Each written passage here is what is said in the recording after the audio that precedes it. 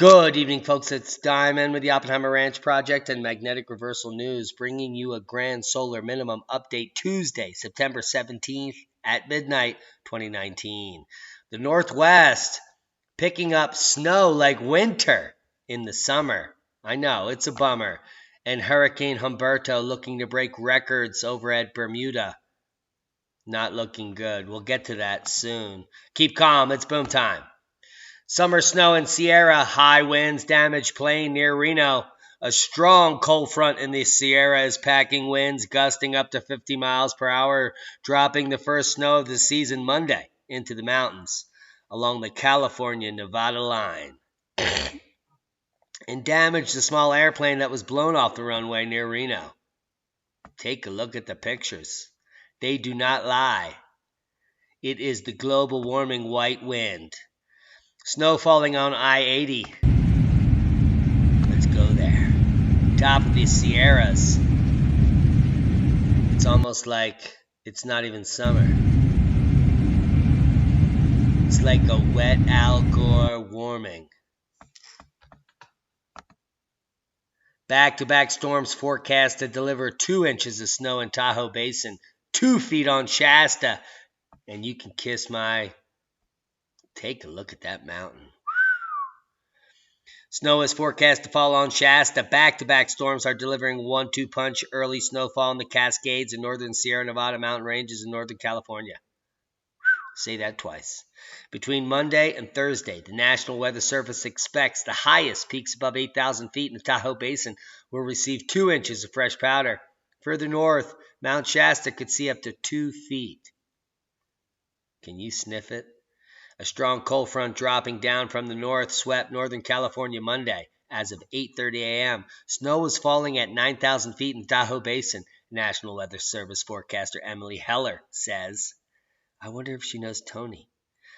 Elevations will likely drop down to 8,000 and maybe even 7,500 feet.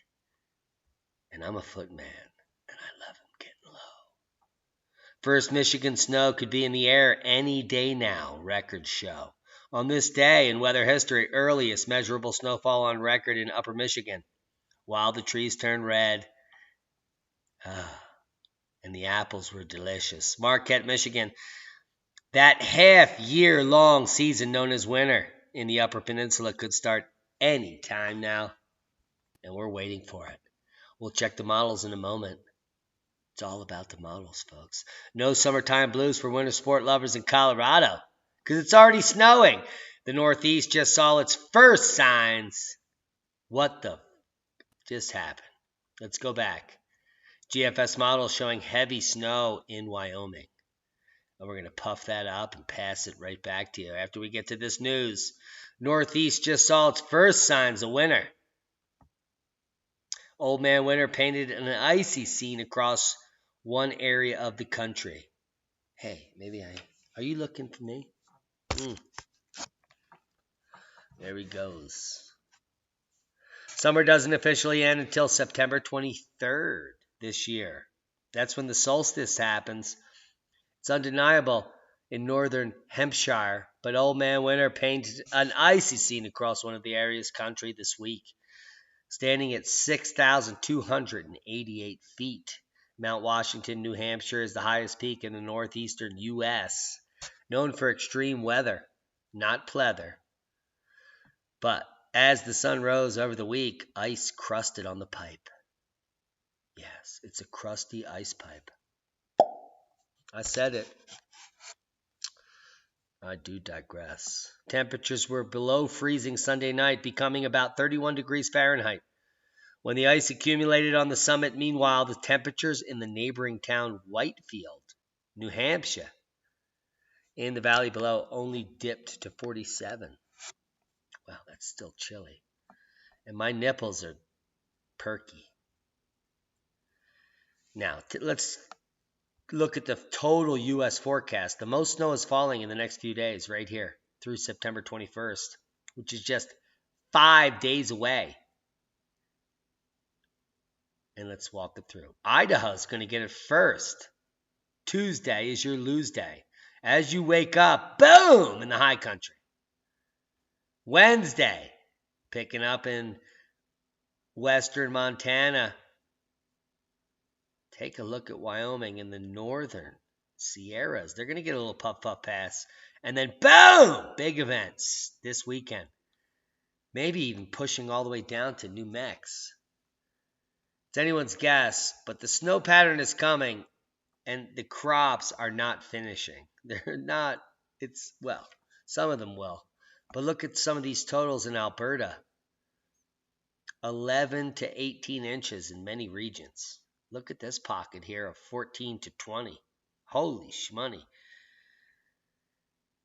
Idaho high country could pick up almost a foot of snow in some regions, but Wyoming is the big winner.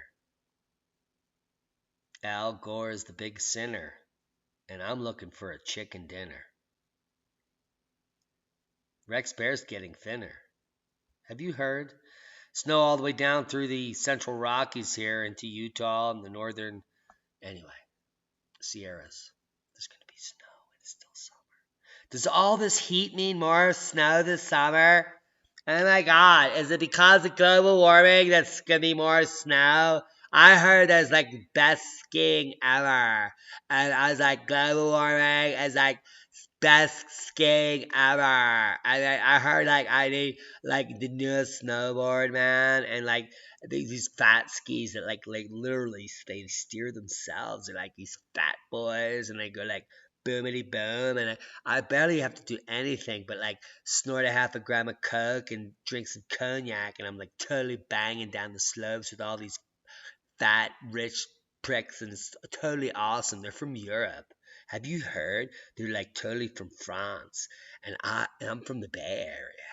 But anyway, it's because of all the heat, man. It's because global warming is making our ski resorts like totally fucking awesome. Have you heard, man? It's totally awesome. And then they said it's like gonna be hotter, and then like we pay our carbon tax, and we'll be able to ski with like these rich European guys, and they're like totally from Austria. I don't even know where that is. That sounds hot. It's totally hot. It may be you don't pick this year at Chicago area apple orchards. That means you can go there, but you can't pick shit. As extreme weather hurts crops, climate change is to blame. Except if you scroll down here with the blippity bloppity blue, let's read it. A trip to the apple orchard to hand pluck fruit is a rite of autumn for many Chicagoans. But this year's extreme weather has some farms warning of slim pickings. We all know about him, don't we? Winter's polar vortex, spring's record rainfall, and the pelting of a few hailstorms cause enough disruption on the apple trees that some orchards are starting picking season late, ending it early, or not opening at all. It's called the fall of the empire. At Homestead Orchard in Woodstock, 65 miles northwest of Chi-Town, co-owner Don Berda expects to run out of apples by the end of September. A September to remember. A month earlier than usual, he said. Diamond popped out of the side of his cheek. The trees that usually produce apples that ripen in October, they never blossomed, he said, likely because of severe winter cold! Shut up, Al! Get your f***ing hole, you prick! I'm sick of you and your fat ass circle jerk buddy man, alright? Tell him to stop blocking people on Twitter. That prick has got like 1 million people blocked. Man, Michael Mann is going to go down in history as the fattest climate fraud in Penn State history. He's almost like he knew that other guy that used to touch the little girls or whatever. I don't know. We have no John Golds, Brayburns, and Jonathan Empires, said Bermuda. Those are types of apples. And they needed to be, well, anyway. So global warming again doesn't let you pick it. But Diamond certainly lets you shtick it. Winter is coming, and it will be cold and nasty in Quebec. October is expected to be mild in the province, But Meteo Media Weather Network cautions that we may be surprised by the global warming nightmare called the grand solar minimum and go quickly from one extreme to the other. Like Al Gore's mother, it may be a plother. Hold your hands and slide on the ice. The month of October is expected to be mild, like a child with a smile and a file. But with temperatures above normal, the schnormal could be colder than normal. Be careful not to wait until the last minute to install your snow tires, as the funeral pyres and schmires of the blah blah blah blah, because all could quickly change to predicting. The Meteo Media Weather Network is also forecasting a long, hard winter, which is thick and resilient and penetrates the depths of your thickness with its hardness and its length, which will be penetrating deep for a long time, many said.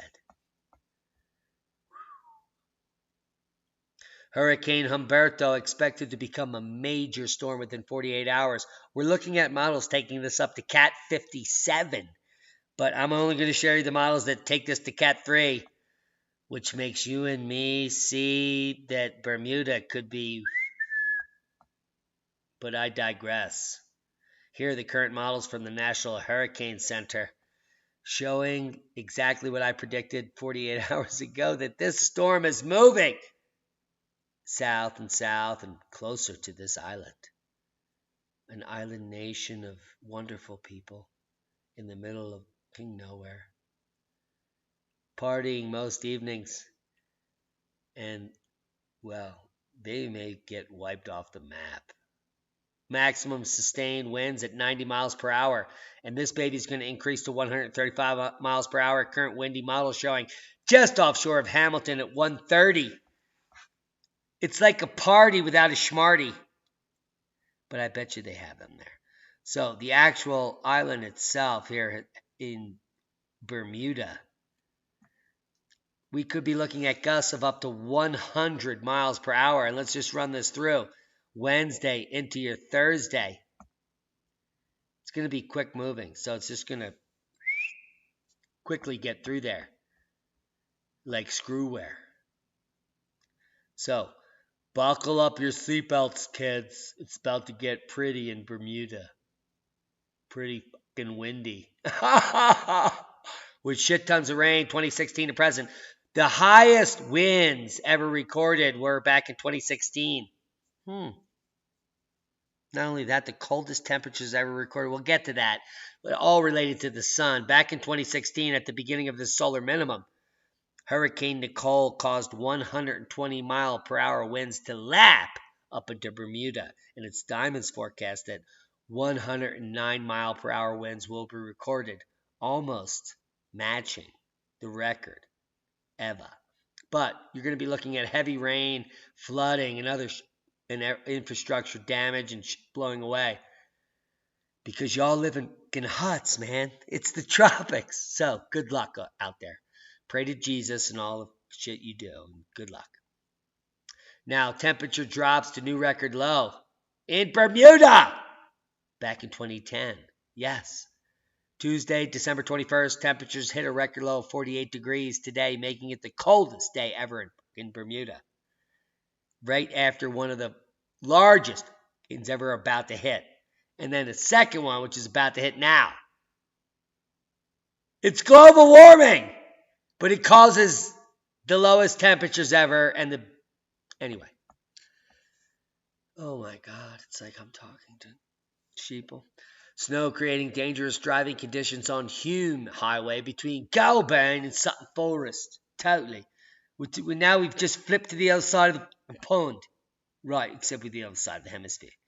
It's true, snow involved in various locations. The Hume Highway between Goulburn and Sutton Forest.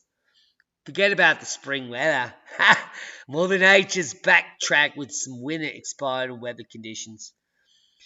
In fact, the ice downfall began about 1:04 a.m. on September 17th, and the Neutron resonance confirms still coming down. Transport New South Wales warned that widespread snow is creating dangerous driving with the kookaburra and the kangaroo Hume Highway northbound traffic shrimp on the Barbie for 18 kilometers per second. Emergency services says you're all fluxed. North South Wales transport monitoring and snow forecasts all the way to summer. Bomb can suck it. Sydney drenched in spring snow lands in the Blue Mountains of the Goldblum and the Jeff Goldblum is the fly. Parts of North South Wales, the Blue Mountains, Goulburn, South Highlands, Bathurst, walking to surprise of the global warming white goodness as Al Gore throws the first pitch in the global warming marathon World Series. And this will all create hazardous conditions in the Hume Highway. Heads up. It must be September's. Studies show that September is one of the very best months for auroras. If you're a space weather enthusiast and not a fake Australian accent enthusiast, at this time of year around the Arctic Circle, the lights often appear for no apparent fucking reason. That's exactly what just happened last night, with no geomagnetic storm provoking the display at all. Wait a minute, this is spaceweather.com? News and information about who runs that site? Must be the dumbest fucking prick on earth, because according to the owner of the spaceweathernews.com, which is not Ben Davidson, by the way, it's some other asshole who does not live in the US, by the way, he claims that in September, aurora just pops up, not because of electricity or any other plasma event in space. It just happens haphazardly because of fairy dust popping out of your arse. Yes, it's exactly what happened last night, with no geomagnetic storm provoking the display at all. Nothing. In fact, I checked the data and whoa! Wait a minute. This prick doesn't even know what the fuck he's talking about, because he doesn't even know what data is. Nor did he look at the graph.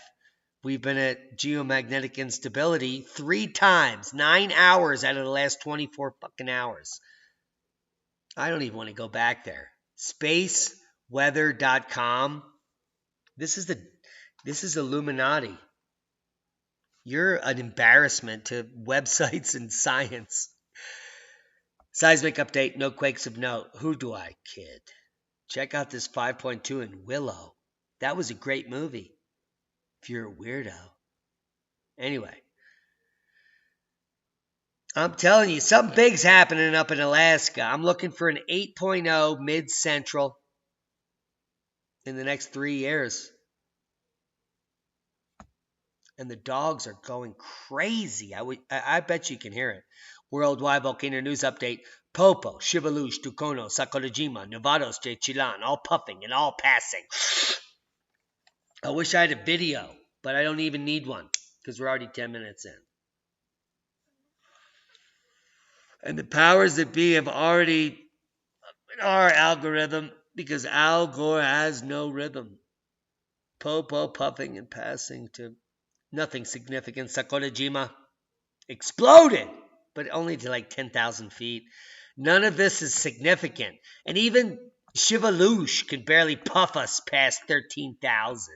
Are you kidding me? That's like child's play. U.S. federal court exposes the Democratic Party conspiracy against Assange and WikiLeaks. If you haven't heard, I'm going to break it down right now, Diamond style. In a ruling published late Tuesday, Judge John Kotel of the U.S. District Court for the Southern District of New York delivered a devastating blow to the U.S.-led conspiracy against WikiLeaks founder Julian Assange.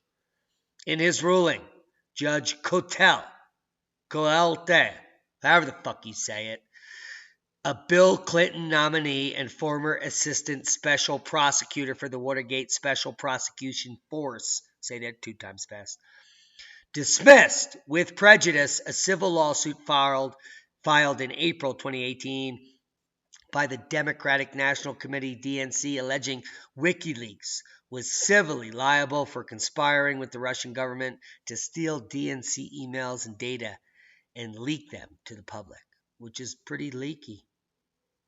Rex Bear Leak Project. Jennifer Robinson, a lead lawyer for Assange, and other WikiLeaks attorneys welcome the ruling as an important win for free fucking speech. Well, you can kiss that and take it to the bank. I just banked it. Most massive neutron star ever detected. Strains the limits of physics, cosmology, and science. You know why? Because it's broken. Physics, cosmology, and this bullshit. Let's break it down. Astronomers have detected the most massive neutron star. And guess what? Guess what? It shouldn't even exist. Neither should diamond floating around the screen. Look at this. Whoa! Holy I almost got dizzy. Holy mizzy dizzy. I almost got like dizzy. Oh! It's like a black hole! Ah! I'm in a...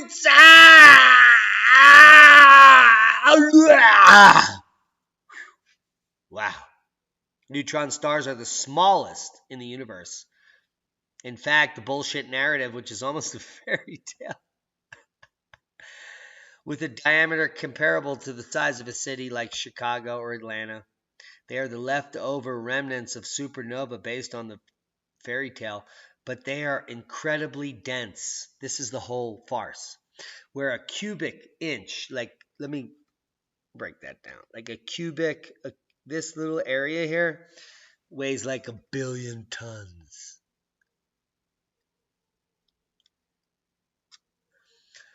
Yeah.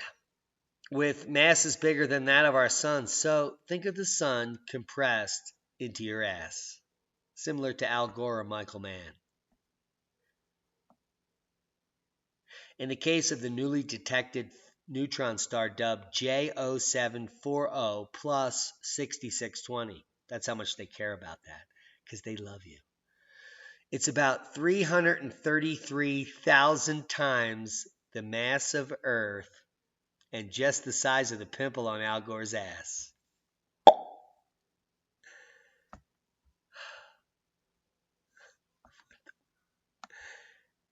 Can you hear this shit? It's amazing.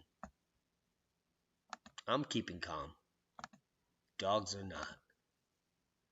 Are eggs helpful to our health? Yeah. If you don't have chickens and you're not growing eggs now, you should learn how. It's simple. With some weeds and some organic feed, you can grow hundreds of birds and make more. Al Gore's a whore. If there is such a thing as a perfect food, it's the egg. But only the egg that you make with chickens that you grow with food that you feed them, so that they are completely nutritionally perfect. That includes all the micronutrients you need in the egg. Leah and I even add other supplements and micronutrients that are recommended for organic growers to make our yolks the most yellow and orange. You can add your own capsaicin, paprika, red pepper, cayenne. Birds can't taste this, but these micronutrients are heart healthy and also add benefit to your health because you're eating the eggs. But I digress. Eggs, good eggs that you make, organic eggs, cure illness and disease and on and on. And not only that, the eggshell itself has a membrane around it called the eggshell membrane, ESM. It costs like $1 million a pound to get this product, but if you grow your own organic eggs, you have access to it and you can peel it off the egg and you can eat it. And if you have arthritis or inflammatory disease, the ESM is literally a godsend. I ate a few pieces the other day because my knee was hurting me, and guess what? I feel like 35. I was just looking at myself in the mirror. I'm like, in 10 years, I'm going to be 60. Why are people so unphysically fit? I don't do much, guys, these days. I work for a living. I live to work and I work to live. And then I sit around for hours on my ass for you pricks and get sciatica. But, ow! But I digress. If you're not eating your own eggs, you're missing out. It's completely, well, if there's such a thing as a perfect food, it's Diamond's and Leah's eggs. That's all I can say. Hope you got something out of the video. Please check out Matt Powers' Permaculture Kickstarter on soil. Link below. We're a few $1,000s away and we're going to get there. I'm going to have him on the show in a day or so. I'm sick of it. You guys aren't even getting us close to the stretch goal at 50K, and I want to go on tour. All right, I'll keep calm. Thank you to all of our one-time donors, our Patreons, all of our new subscribers. Share this with like-minded people. I continue to try to not curse and to be nice and to not go on a tirade. But we're about to break down the science again. It's been 2.5 years since we started this channel, and we're going to go back over it all for the masses that can kiss Al Gore's asses. We hope you enjoyed every moment of this, because I did. 26 minutes, 26 seconds in. There are no coincidences. Michael Mann is a fat prick. Tony Heller is awesome. And Tim Ball will be on the show shortly. Yes, Al Gore is portly. Be safe. We love you.